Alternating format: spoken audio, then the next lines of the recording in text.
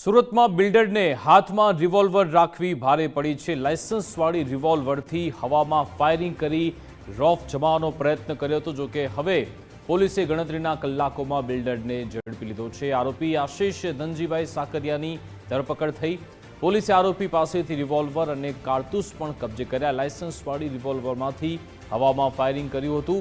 Arms act હેઠળ ગુનો નોંધી તપાસ હાથ ધરવામાં આવી છે।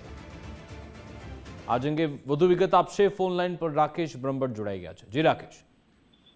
जी समग्र घटना सूरतना लसकाणा विस्तारनी छे के ज्यां पानना गल्ला उपर आवेला एक बिल्डरे लोको वच्चे पोतानो हाव ऊभो करवा अने रोप जमाववा माटेनो प्रयत्न कर्यो हतो। पोतानी पासे रहेली लायसन्सवाળી रिवोल्वर जोड़े तेणे हवामां राउंड फायरिंग कर्યું હતું અને તેના કારણે થોડા સમય માટે સમગ્ર જે વિસ્તારમાં ભયનો માહોલ ઉભો થયો હતો।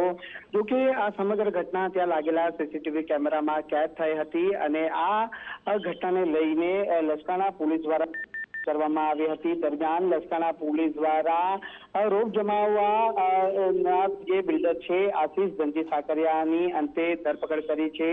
આર્મ્સ એક્ટ હેઠળ છે તે તેના વિરુદ્ધ ગુનો દાખલ કરવામાં આવ્યો છે અને બે જીવતા કારતૂસ અને રિવોલ્વર પણ કબજે કરી છે। તદુપરાંત એક કાર પણ છે તે જપ્ત કરવામાં આવી છે। ત્યારે આગામી દિવસોમાં લાયસન્સના જે રિવોલ્વરનું લાયસન્સ છે તે રદ કરવા માટેની કાર્યવાહી પણ પોલીસ તરફથી હાથ ધરવામાં આવશે। જી बिल्कुल आभार तमाम जानकारी आपवा बदल।